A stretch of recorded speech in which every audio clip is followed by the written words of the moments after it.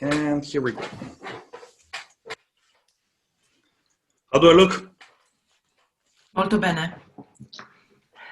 Hello everyone, I'm Bartolo for Gallery Teachers, and here we talk about TEFL, that is Teaching English as a Foreign Language. You took your TEFL certificate, possibly with Gallery Teachers, and now you are ready to start your new teaching life. Whether it's abroad or in your home country, working in a school or self-employed, or working online and do a bit of both, there are a lot of beauties in this job and also a lot of difficulties. Today we get some very good advice from a professional business coach that is specialized in teaching.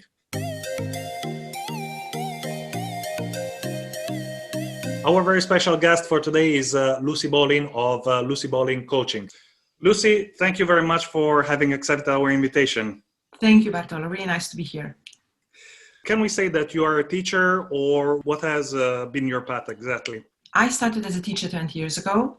When I graduated from high school, I went on to study teaching English as a foreign language. I did it in Poland, in Gdańsk to be more precise.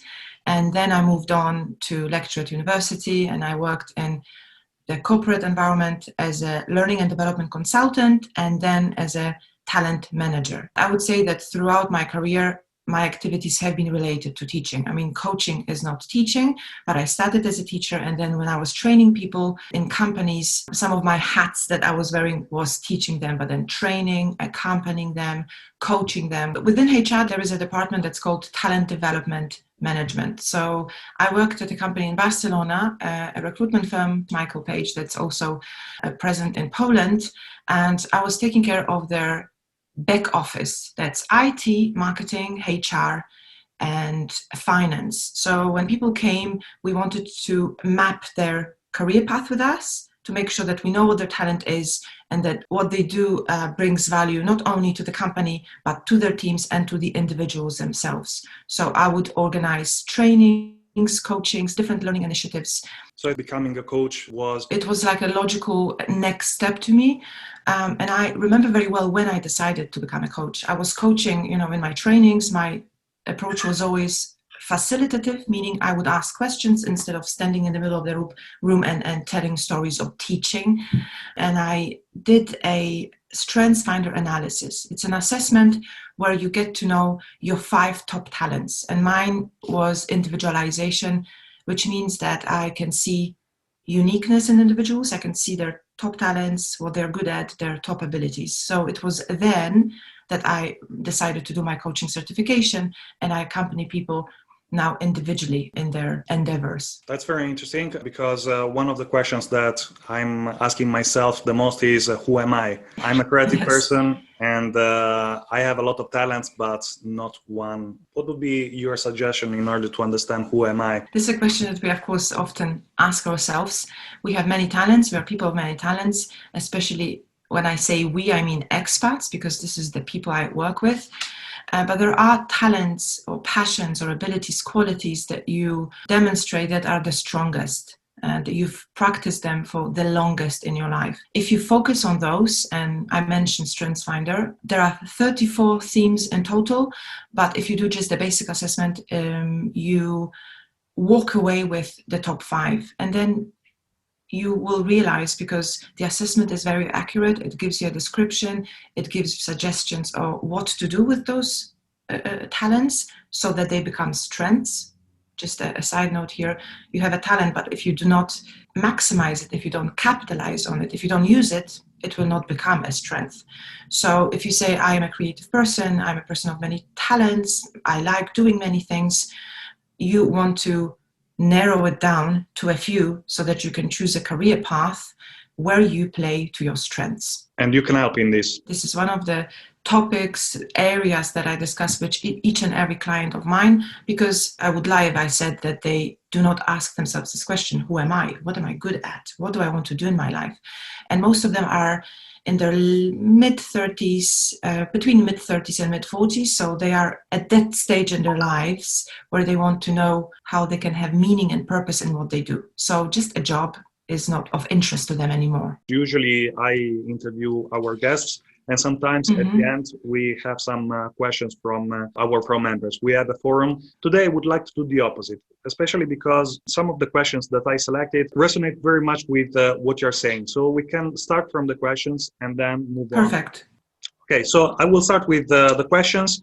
These are the ones that I selected. I am excited to open a new business, and at the same time, I'm scared. I don't know anything about accountancy and website design. Where should I start from?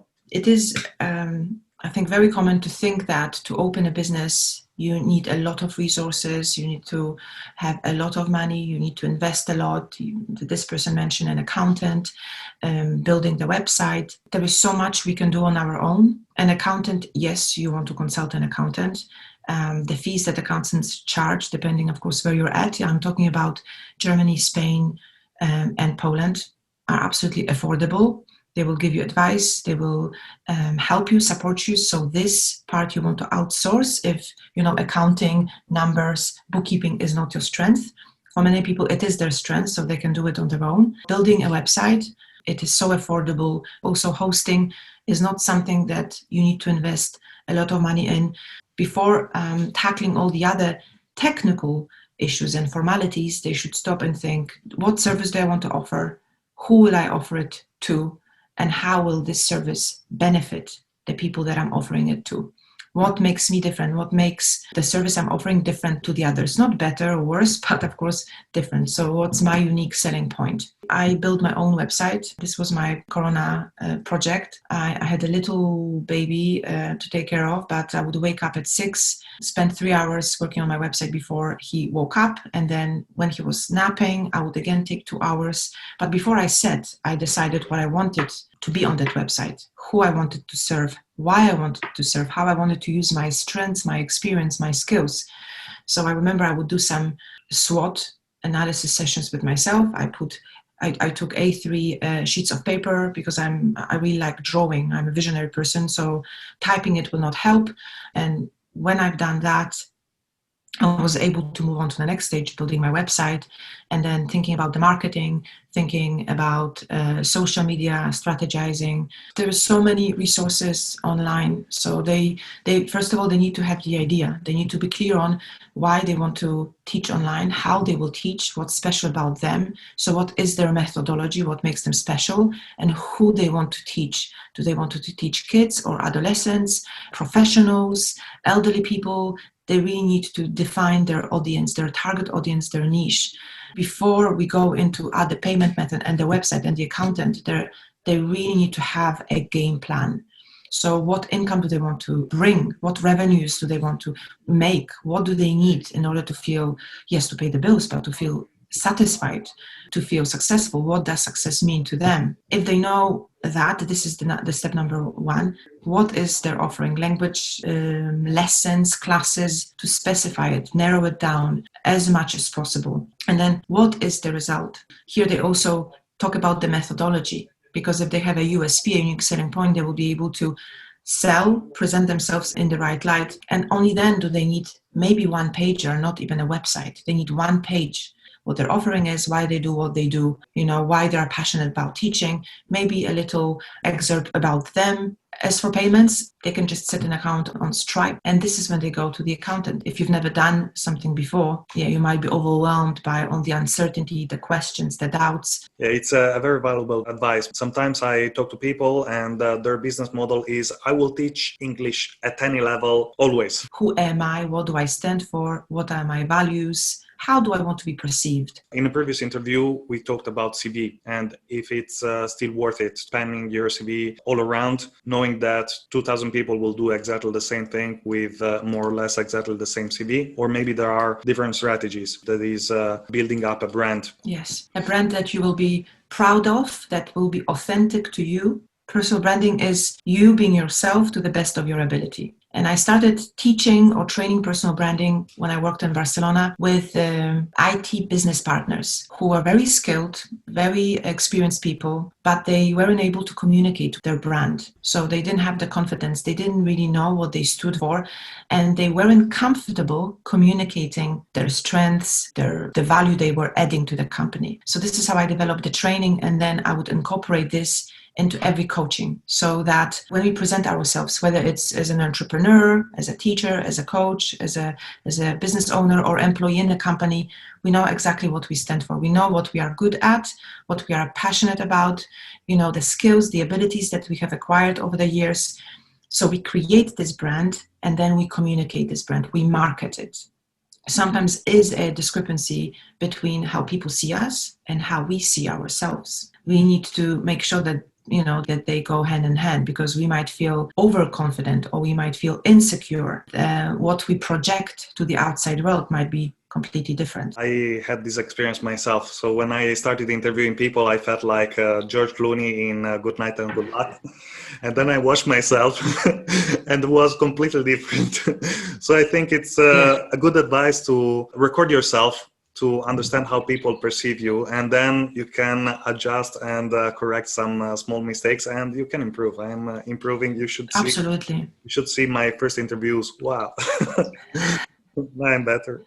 Hopefully. I wouldn't just send out CVs. I would first make sure that I'm proud of this CV. It is just not bullet points of what I did, posh, sophisticated words that might be even difficult to understand. The CV has to be easy to follow, has to be attractive. There are many, many templates online, but again, choose a template that you like. Do some research about what kind of CVs is welcome in the country you're in. Is a picture welcome or not? Should you include all your personal details like in Germany, or just name and email and phone number like in the UK? Make sure that you know the norms, the regulations, the do's and don'ts. And then when writing your CV, make sure that you not only write your tasks, but how you contributed to the company, to the team, what your achievements, accomplishments, milestones you achieved. But instead of sending a CV, is there a better strategy? So it depends how you're looking for a job, whether you're using social media, whether you're using your personal network, whether you're applying directly to the company, whether you're working with a recruitment agency or with a headhunter. These are all the things to be considered. Some companies only collaborate with recruitment companies, so you cannot really directly send them a CV or apply directly on their job portal. You have to go through a recruitment agency. Again, you need to have a strategy when you look for a job. And if we are talking about teachers, you want to find a school or a platform that you want to cooperate with that shares your values, your philosophy about teaching, so that you're not just wasting your time sending out CVs. It's better, I always say quality is better than quantity. So if you send CVs, you really want that job and you're not sending CVs because you're frustrated or desperate. Prepare your CV, and then when you start your job search proper, make sure that there is some strategy behind it. Okay, that it's not just random. And today I've sent 30 CVs. What does that mean? How many of those 30 jobs would you really like to get? And also some companies, you want to visit their website and see what is their brand, what do they value, so that you can adjust your CV to match their values. Some applications still require a cover letter. So a cover letter is not a copy of your CV. A cover letter should be short and sweet, to the point, and again, it has to sell your brand. You have to sell yourself. People say that networking is the most important thing. Who you know is more important than what you know. But what if I'm not sociable? This is something that I can relate to, because I don't like parties, and I know that a lot of business is done at bars, at pubs, but this is not for me. So networking is a very general term. You can network in so many different ways, and what I can say is choose the ways in which you really like networking. It's the same with socializing. So even if you're not sociable, find what you do like. So can you socialize through writing? You can socialize with people listening to their podcast and writing comments. You can network finding the ways you can play to your strengths. So it doesn't have to be a disco, it doesn't have to be a pub, it can be a webinar, it can be a masterclass where you can even turn off your camera if you don't want to. And if you say, I'm not sociable, the venue of your socializing, if you like, has to be well chosen. So you don't go into a random event, at the harbor where people just want to have, I don't know, a chit chat, a superficial conversations. You go to a place where people are like-minded. Like with anything else, you need to have a strategy, right? So you ask me about the CVs. How will you approach your job search? Networking. How will you approach your networking activities? You always have to go back to yourself. What do I like? What am I good at? What do I enjoy? And then you choose your alternatives, not just randomly or following the crowd or doing what's trendy. If what's trendy appeals to you, go and do it.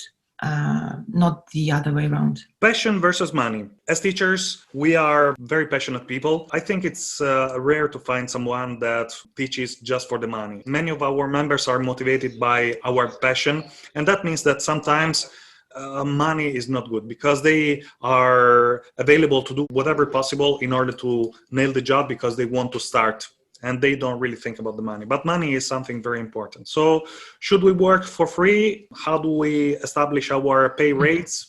Give us some ideas on restraining our passion and working more for the money. I'm a very passionate person myself. So to me, passion is one of my values in my business. Now, the question you ask, should we work for free? Definitely not. Does passion exclude a satisfactory income? No, not at all. I believe in the opposite. So the more passion and motivation you bring to your work, the more recognition you will become for it.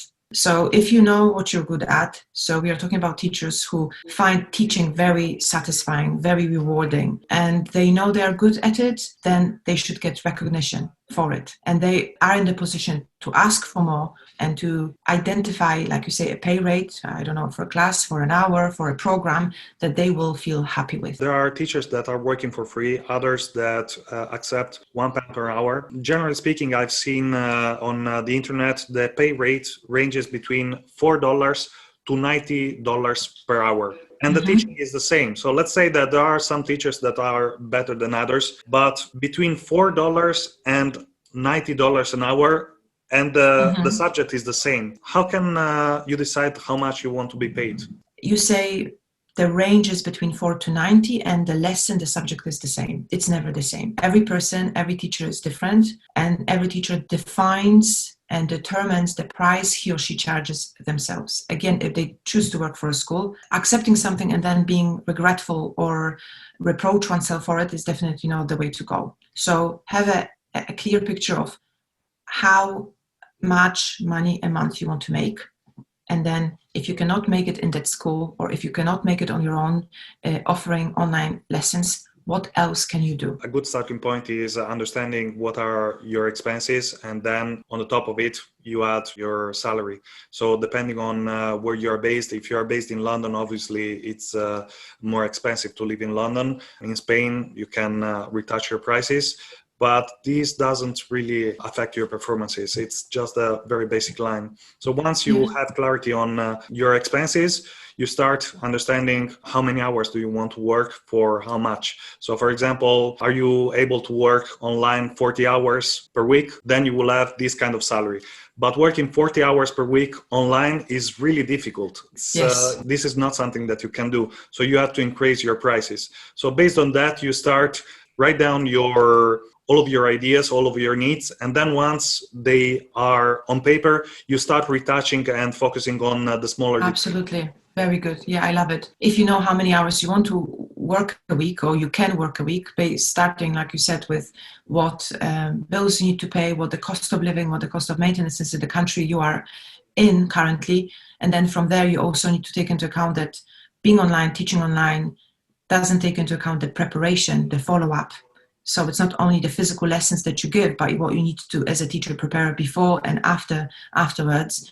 So increasing your prices, yes. Group teaching, group lessons is very popular. I've seen it in many Facebook groups. Something you can offer as well. Lucy, thank you. It's been a very nice conversation. What about promoting your services on our channel? Absolutely. I'm more than happy to welcome any expats and non-expats and accompany them. I offer life and business coaching. I work predominantly with expats because this is the audience that I have personally worked with for 20 years, and I'm an expat myself. Coaching is about here and now. So if you focus on your reality, where you're at, and to set realistic and relevant goals so that you can really start taking, like you said, baby steps. Achieve success abroad where you can thrive.